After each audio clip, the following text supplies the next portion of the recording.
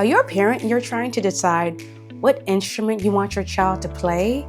Well, you're going to want to watch this video. In this video, I'm going to tell you how to choose an instrument for your child. I have a student that I'm working with currently, and before he became my student, his mother would tell me when they would go to the store like Costco and different warehouses like that, instead of him playing in the candy aisle, he would actually play in the aisles that had instruments. So he would always go to the keyboard, the piano, and just play around with it.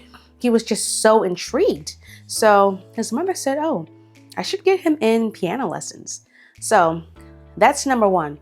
Just observe, like, organically and naturally what they're into.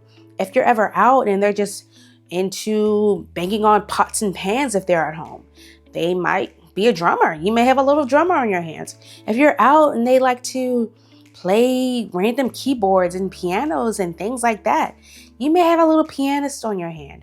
Or if they're at home and they're making like little miniature instruments, like little strings of rubber bands and pots and pans for drums, things such as that. Just observe what their natural. Number two is, well, first of all, you want to consider not only their considerations, but your considerations. What are you capable of doing this time? You may live in a house or you may live in an apartment.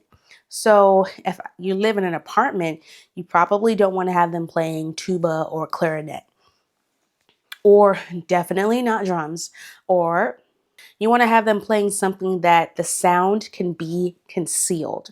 So take, for example, if you live in an apartment, you want to have something electric like a keyboard as to where they're practicing, they can put their headset on.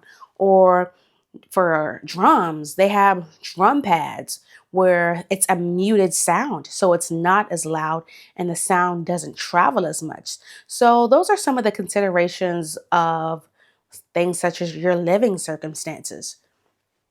Now, if you have a house, a single family house, you have more options as to, you have more freedom. I don't have neighbors right next to me, so I can pretty much play whatever I want within reason. You also want to consider the size of your home. If I have a smaller house, is my home going to be able to fit a baby grand piano in the living room or a keyboard even in the living room? There are size limitations. They might want to choose an instrument where it is compact, where you can take it, pull it apart and pack it back. Something like maybe guitar, clarinet, flute, the instrument that I play. Other things that you want to consider as a family, such as the cost. How much is this going to cost to upkeep this instrument? Which really, all instruments have maintenance, repair costs. So that's really going to be dependent upon the instrument and how well that student is taking care of the instrument. Every instrument at some point will need to be maintenance, and the cost could vary per instrument and depending on how well that child takes care of that instrument. So it's also important that you talk to your child about, hey, this is not a toy. This is what I tell my students at school. This is not a toy. This is something that is very precious, it's delicate, and it's very expensive. So I'm trusting you to be responsible with this, because mommy and daddy do not have money to buy another one of these things. Okay. So that's something that you also want to consider, is your capabilities. Remember, when your child is learning a new instrument, it's not just that child's, it's a family effort. So that's another thing, is how practical is it? And that has more to do with the parent and the family than it does with the child. So this is a team decision-making effort. So there's another practical thing that you would want to consider, and that is the size of the child. If you have a little child that's frail and, small for their age group, you probably don't want to pick an instrument like tuba. No. Consider what that child can do and what they're physically capable of doing. I'll tell you a story.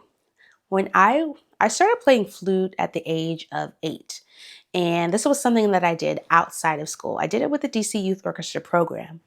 And when I got to elementary school around 4th or 5th grade, I had already knew how to play flute. So I'm like, okay, I want to learn something different. I want to learn something totally different from flute. I wanted to learn the trumpet.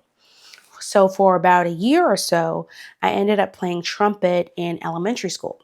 And I really like the trumpet.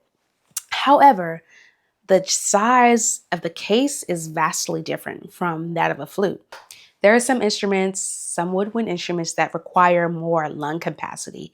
And there are some string instruments that require more dexterity as far as your fingers and your hands. And that's something that a parent knows, okay, this child, they're a little clumsy in this area, or this child, this child has asthma. So you probably don't want to put them on tuba. So just some practical things to consider. Take them to a music store that has keyboards, woodwind, instruments, guitar, just you name it. Take them to a music store and just have them try out different instruments. And before you have them try them out and discuss what they're doing in the music store, just take them there and see what instruments that they automatically are drawn to. When they walk in, are they drawn to the keyboard? When they walk in, do they go straight to the back where the guitars are? Just observe and see what they like, what they don't like, what music they like to listen to. Those are some of the things that I would do when deciding to choose an instrument. In certain universities and certain music stores, they'll have just an open fair day, so to speak, where the child can just come and play different instruments. And it's hosted by, the school's music program. And there are music students there that will show them the instrument, that will play the instrument for them. I mean, it's just like a kid in a candy store, but the candy, in this case, are the instruments. You can also learn more than one instrument at a time. Okay, so don't feel like they have to be married to one instrument. And this is my final tip. This is a bonus tip. And this can be for more so selfish reasons. Instead of letting them choose an instrument, introduce them to an instrument, to the organ, to the piano, where they can be a utility at such a young age. If you're a part of a church, go up to the musicians after service and ask, hey, can my child kind of see this instrument and see what you're playing? And then can they play it?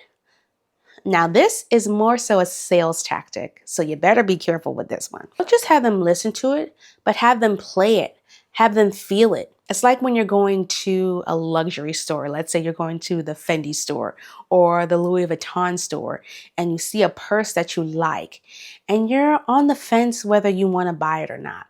But then you pick the purse up and you have it in your hand, and you just kind of feel and envision yourself with this purse. So that way you have a feeling and a sense of what it's like to actually have this product, of what it's like to actually have this product in your life.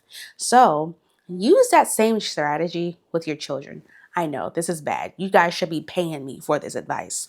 So what you're going to do is you're going to have them actually go up to the instrument and feel it and play it and position it properly. So in that sense, they're getting an idea and a feeling of what it would be like to be a rock star, to be a church musician, to play in an orchestra. And they're not just thinking it, they're feeling it and they're envisioning it. When you feel what it's like to hold that instrument in your hands, that's a memory that they'll hold on to for the rest of their life. I still remember to this day at 8 years old what it felt like to play flute. And it's a memory that I'll never forget. I felt like the flute was such an incredibly beautiful instrument. And it was so hard. And it was so hard to get a sound. But I just wanted to keep trying and keep trying and keep trying because I've heard the flute before. And I thought it was such a beautiful instrument. And I knew that if I kept trying, I would eventually get it. And eventually, I kind of did, I think. Also, talk to your local music educators at your child's school, at your church, or at different Facebook groups or interest groups and things like that. Ask them for advice. Get locked in a community. These are my tips on how to choose an instrument for your child. Catch me in the next video. I hope you guys like this video, and I'll see you on the next video. Bye for now.